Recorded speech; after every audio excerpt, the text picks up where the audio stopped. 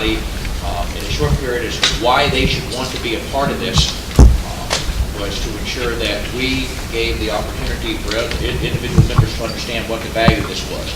And as we came up with a number of things to discuss, we essentially came up with a recognition that the value proposition is to collaboratively work together to make the Commonwealth a national and global leader in nuclear energy and serve as an interdisciplinary study, research, and information resource for the Commonwealth on nuclear energy issues. And you'll notice that that is very consistent with our mission. So we believe that the manner in which we should approach any value proposition should ensure it reflects our very mission of what we were doing. So our proposal for this to go forward, if you will, and we're going to put this together if you approve, members of the authority, is a single paragraph document that you can utilize, sort of like keeping in your wallet or in your purse, your one paragraph statement about what the benefits are, and then you can lead down from there. We'll be creating some of the unique and specific benefits that are obviously commercial, benefiting the public, and a number of things, including the environment and everything else. That will come, but this was our overarching goal. Jerry, comment?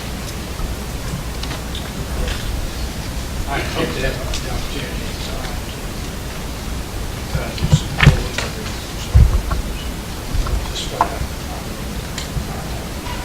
I reached out to several, Jerry, and got several feedback saying that they liked the concept of utilizing our mission as a basis for our proposal related to our value proposition, and that they would like more discussion later, but they did believe that it was a good start for them to understand the benefit of becoming consortium members. I'll look at status and hope that I'll think to the extent that we are national corporations, essentially a person or anyone else to reach into their wallet, put money in greater specificity.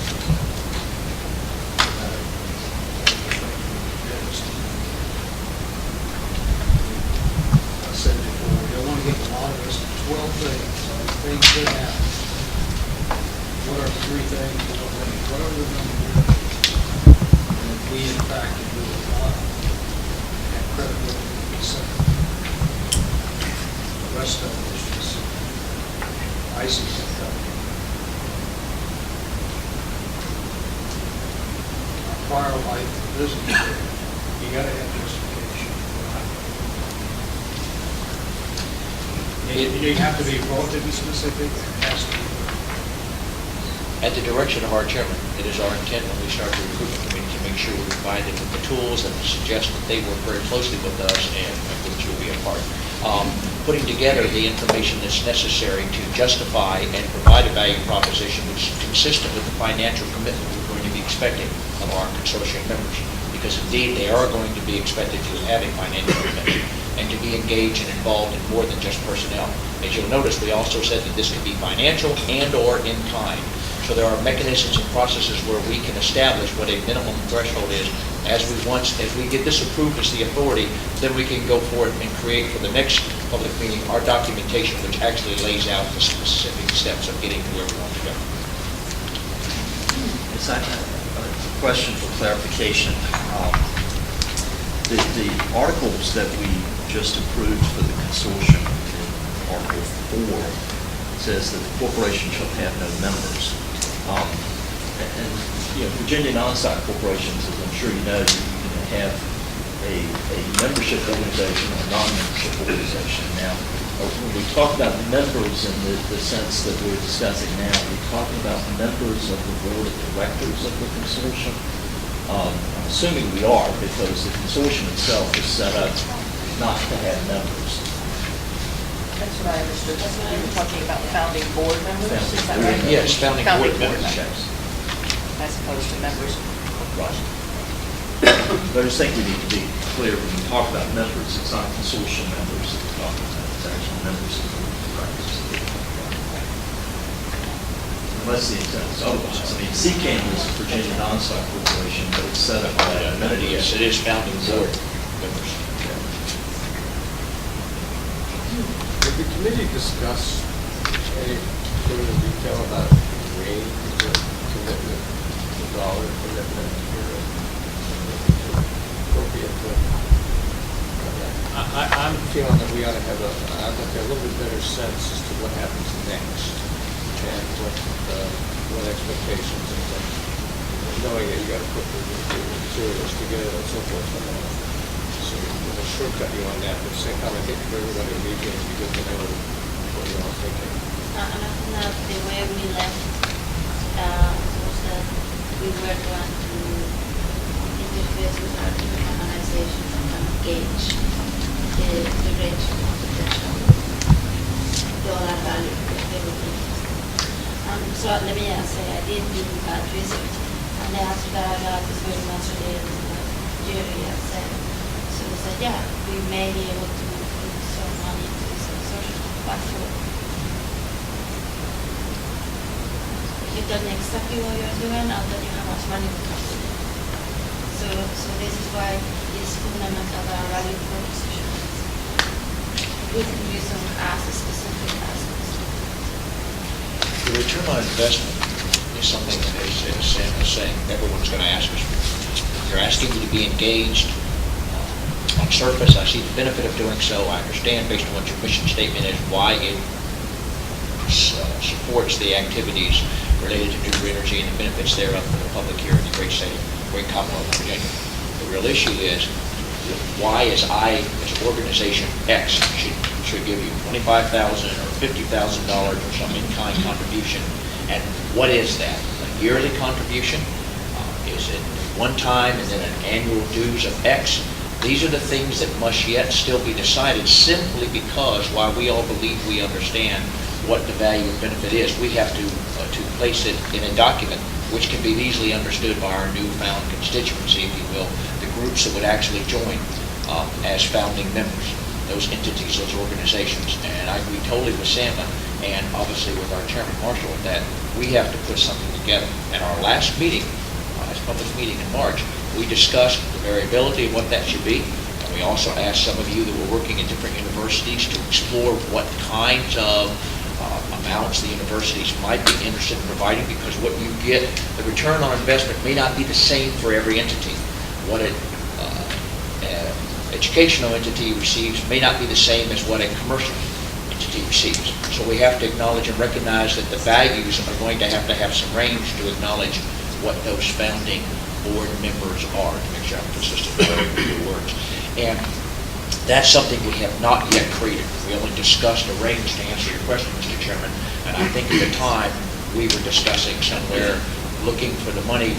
Barry, if I remember correctly, you were giving us an example of an organization we worked with, and we were talking about the cost we would have to do the business we needed to do in the first year, hiring an executive director. Actually, there was a number of the things would have to be done, and what the cost we thought of that would be. And we were thinking somewhere in the neighborhood of $200,000 to $250,000, remember? And so we were saying we wanted to have 12 organizations, as a minimum, no more than 15, whose average commitment would be around $20,000. Does that ring with what we discussed at our last meeting, ladies and gentlemen of the authority? Yeah, I wrote all these notes, and I really, and that's one of the things I was trying to. That's on the minutes. Yeah, right, $20,000 to $25,000. So we're 12 to 15 members, 20 to 25,000. So to answer your question, Mr. Chairman, that's where we worship. So it seems to me, to some extent, I'm on the other side, my first question might be just kind of what you said, Sam, but more specifically, what's the budget? The budget, I view a budget as a sort of statement of what you're going to do. And when we look at this, the consortium is going to be hiring somebody, so I'm wondering if there is some value now to start looking at what a budget might be from which we can then anticipate how we're going to get that budget together, who we ask to contribute, and also to show that kind of thinking has gone into what the plans are here for going forward. Let's put that out of this project, which is specifically about the use of the money. First year. We don't have state money, we're not going to get a lot.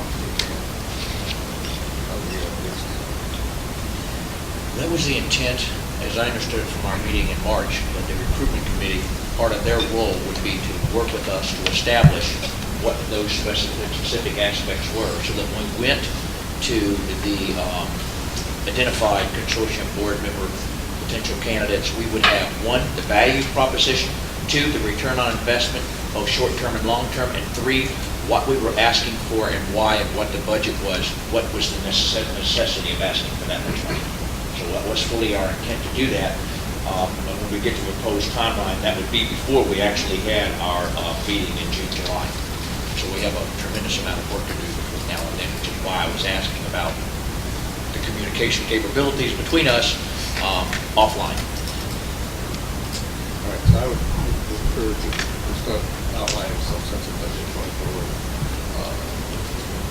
So get sort of something in place. So you're going to approve the master plan and member value proposition, all right? You don't see that yet. What you see, if you were to go to the next document, which we haven't got to yet, because we haven't approved this proposal, we would have a proposed timeline utilizing this as the outline of creating the documents necessary for you to approve for us to go out and petition the potential consortium board member members. So you're saying there's nothing? Nothing else to approve yet? specifically for you to see, except from what we had in the meeting minutes. I didn't show this in here, maybe I should have, and part of the recruitment committee's responsibility, and it should have been, was to create, utilizing our recommendations and agreement as authority, a document to bring back to the authority to say, this is what we believe the specifics of it should be, get your agreement, and then move forward with the consortium board members. Does that sound like a reasonable approach, ladies and gentlemen? So the approach is to appoint a recruitment committee. Yeah, Well, out of then, this meeting, it is yeah. my hope we will appoint a recruitment committee. That's part of the new business that I plan to bring up with our chairman. Almost immediately based on this call. Say again, sir? The recruitment starts as soon as we finish this meeting. As soon as we're done with this meeting, then the recruitment committee is going to have to create a document, or someone within it is going to create a document, and then it's going to send it out so that everybody can see it, including the public. So every dialogue we have about what we're doing is completely seen by the public. Is the recruitment committee come from this? Yes, the recruitment committee must come from the authority as established. Create recruitment committee. The recruitment committee will consist of members of the authority, be responsible for identifying and recruiting potential members of the founding board, members of the consortium. That is our responsibility. So what I would hope is that, working with our chairman, that we would establish a recruitment committee coming out of here for us to begin. Those of you who wish to volunteer to be a part of that board. But I'm not asking for that yet. I don't want to get ahead of myself. So once again, Mr. Chairman, we're back to the founding board of movement recruitment proposal, which is a part of Charlie. 5C. Okay, so what's our piece of paper? We're not approving it. It's really just the first part of We're Charlie. approving this recruitment proposal. Okay, So this is the generic document to start the recruitment committee activity. Sorry. making sure we have something in front of us that we actually can see that we're approving. Okay. Is there a motion to approve the founding board member recruitment proposal? So moved, sir. Second, please. Second, thank you. Any further discussion? No questions? I confess, I'm still a little uncomfortable. I'd like to help with the recruitment, but the private schools obviously don't have this deep pocket as much as the representative. And I feel a little nervous going to them and saying how much you should give, what would it cost them to answer that, how much you have, how much you're willing to give. Is there some minimum threshold that we're going to discuss like that? What we discussed is, we said that it would I be know you somewhere wanted between 20 that. and 25,000. Now, you're asking if there's a minimum threshold. We discussed that at the last meeting a bit, recognizing and acknowledging that some of the institutions would not have necessarily the same depth of pockets that others may, and that others may not feel they have the depth of pockets that others may perceive they have. Yes, sir, I'm looking at you. And that don't expect one or two organizations to carry the load. So we acknowledge that when we put together the recruitment committee, that we would have to recognize the variability between the institutions and organizations and their capability to give, and possibly provide a wider range than 20 to 25,000 to allow our 12 founding board member organizations to represent all of the appropriate nuclear institutions within the great Commonwealth of Virginia. If you thought too, Don, though, to that question, that the recruiting committee will, at the outset, better define that budget that value proposition, maybe reach out to authority members, because while authority members can't serve on the consortium board, they certainly represent their entities, be they institutions or companies, and should have some sense of what would be of value to the entity or the body that they represent, which would then help the recruitment committee identify those items that would be persuasive as they go out and recruit. So it seems to me that some of that preliminary work, is that your